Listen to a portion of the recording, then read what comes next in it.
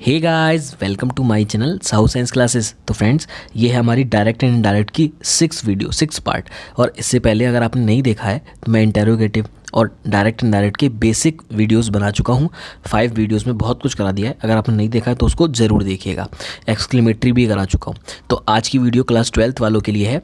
Basically direct and direct 11th वाले भी देख सकते हैं, कोई भी देख सकता है।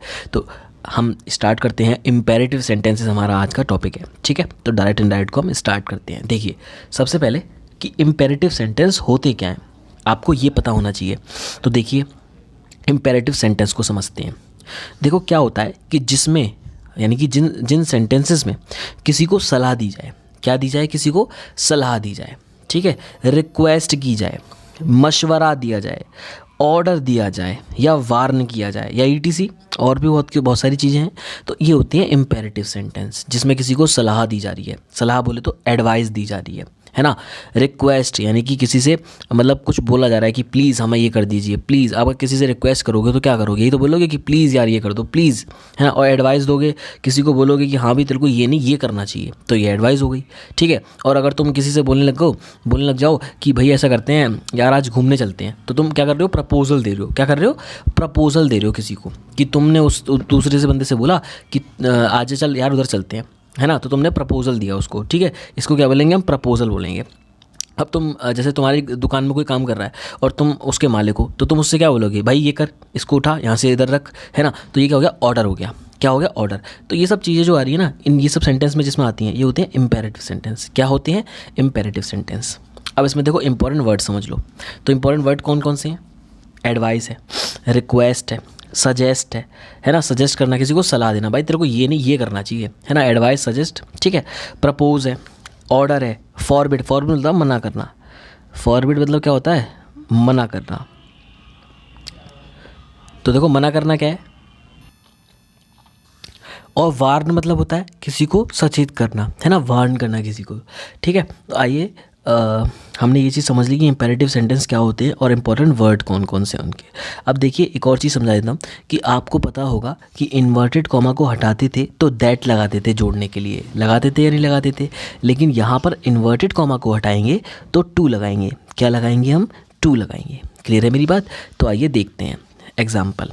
सबसे पहला एग्जाम्पल है हमारा, the old women said to the boy please help me. यानी कि एक ओल्ड वूमेन, यानी कि एक बूढ़ी महिला ने लड़के से कहा प्लीज़ हेल्प मी, प्लीज़ मेरी मदद करो।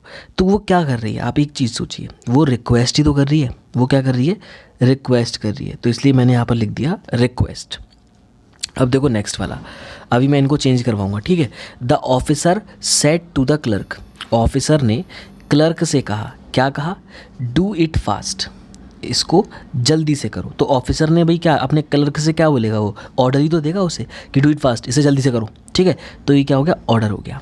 इसके बाद है, I said to him love and obey your parents. तो आई सेड टू हिम, मैंने उससे कहा, लव एंड ओबे, प्यार करो और मतलब उनकी बात मानो, है ना, उनकी रेस्पेक्ट करो, योर पेरेंट्स। तो ये एडवाइस ही तो दे रहा हूँ मैं उसको, भाई मैं उसको ऑर्डर तो दे नहीं रहा, मैं एडवाइस दे रहा हूँ। तो ये एडवाइस हो गया। क्लियर है।